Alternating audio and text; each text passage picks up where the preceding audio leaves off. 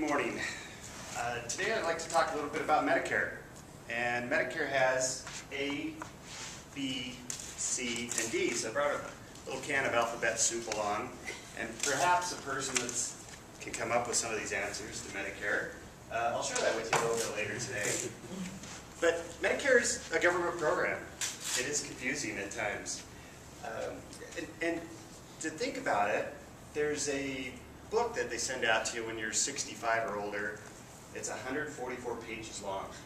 So most people start to read through it, and they get kind of the basics, but they get frustrated, and which falls into my particular position, which is a Medicare sales representative. So some of the interesting facts that I'll share with you today, and of course you're all very excited about Medicare. To be eligible for Medicare, you need to be 65 or older, or possibly be on a disability. And generally that disability would last more than 2 years, and then you go into the Medicare rolls. The reason Medicare is important is that there's currently about 48 million people insured, or beneficiaries as they call them, under the Medicare program. 40 million of those people are age 65 and older, and another 8 million are on disability, which really surprised me when I got into the job. I didn't realize that there were that many people that were qualified as disabled. Another scary number is $522.8 billion. And yes, that is $1 billion. That was the expenditure in 2010 for Medicare. So we've talked a little bit about eligibility. And next we're going to talk about some of the ABCs. And I should have had my daughters help me. Looks better that way. Daily, they estimate the Health and Human Services, 11,000 people a day age in. That means there's 11,000 people daily turning 65 years old. Hopefully, you know, some of you, if you're 65, congratulations. So first of all, let's start off with letter A. Who could I ask here? Tanya, what is Part A of Medicare? Part A. You take this. Inpatient hospitalization. See how easy that was? So if you go to the hospital, Part A is what's going to cover you if you have Medicare. The only downfall with Part A is there's a deductible. And as we all know, you pay your deductible first before Medicare or your health insurance kicks in. And that deductible is around $1,200. So a lot of people are pretty surprised. They think, oh, great, I have Medicare. I didn't have to pay any monthly premiums. I've paid over, generally if you paid that little Medicare line that you see on your paycheck stub, if you're employed other than self-employed, we'll take care of your Part A premiums. So generally people don't have to pay for Part A. Great program. It does have a deductible, but it does cover most of your inpatient hospital type services, hospice care, skilled nursing facilities. But another important thing to remember about Part A is it doesn't cover custodial care, which could be considered, say, Alzheimer's, dementia, those types of long-term care needs. They're really not covered by Medicare. So let's move on to Part B. Who should I, oops, let's go Part B this way. Who should I pick up? Let's pick on our guest. Part B, what's Part B for? I'm sorry, I don't remember your name. Don. Don, okay. Well, if Part A is for hospitals, I guess Part B must be just for visiting your doctor. Very good. Part B is generally considered for physicians, outpatient type services. So almost anything you have outside of the hospital would be Part B. And Part B is determined medically necessary by Medicare under their guidelines and definitions. It does cover some home health services, durable medical equipment. So Part B, is that free? Do you pay into Part B? Unfortunately not. So Part B, you get to pay on the back end of it. And this year it's going to be $104.90. So that's your monthly premium.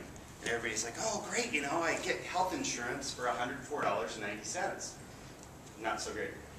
You also have a small deductible. Medicare will pay 80% of what they feel is covered. And the rest of us who are on Medicare would pay another 20% of those types of coverages. So somebody on a fixed income, you might be saying, God, I went to the hospital, I had a $1,200 deductible, I got to follow up and see my physician. I got another 20% on that. So down the road here, we'll talk a little bit more about what's going on with those, how to cover some of those additional expenses. So let's talk a little bit about Part C. Part C. This was my last minute thought last night. Part C is wonderful. It covers hospital.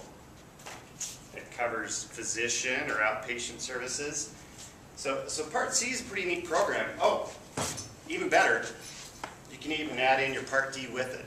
So the alphabet soup, you got your A, B, and D combined into C. And what that is it's more like an employer program. HMOs, PPOs, smaller deductibles or maybe no deductibles, but you'll definitely have co-pays. So Part C is more as a pay-as-you-go type program. And you'll see it vary from state to state, region to region. If you lived in Florida, you may pay $0 for your Part C premium. And if you live somewhere else in Utah, you might pay anywhere from $60 for a decent program. Let's go to Part D. Part D is for, let's see, who can I ask? Let's ask our grammarian. Kathy? Part D would be for... drugs. Excellent. Legal drugs. These are my dog's drugs. So Part D is private insurance, just as is Part C. You do need to go out and actively seek it. I've seen premiums run anywhere from $20 a month to $100 a month. So just remember Part D is for your drugs. Part D to me I thought would be the simplest program that's out there. Very difficult, very complicated.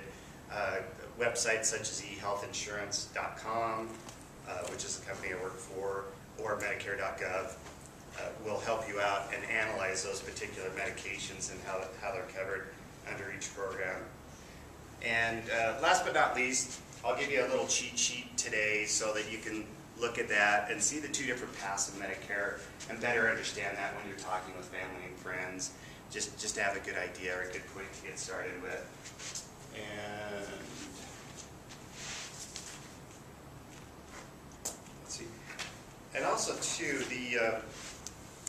those little costs that I was talking about, the deductibles and the co-payments. Path 1 is called Original Medicare. So you have your Part A, your Part B, Part D, and there's also a Medicare supplement. And all it is a private insurance product to help you cover those co-pays and deductibles. So you'll see that here on Path 1, which is called Original Medicare. Part C and Part D, which I talked about, that can be combined. It's called Medicare Advantage. So just remember Part C is Medicare Advantage. But go ahead and take one of these. It'll help you out. Every time I talk to somebody on the phone, I say, go to Medicare and You booklet, page 14.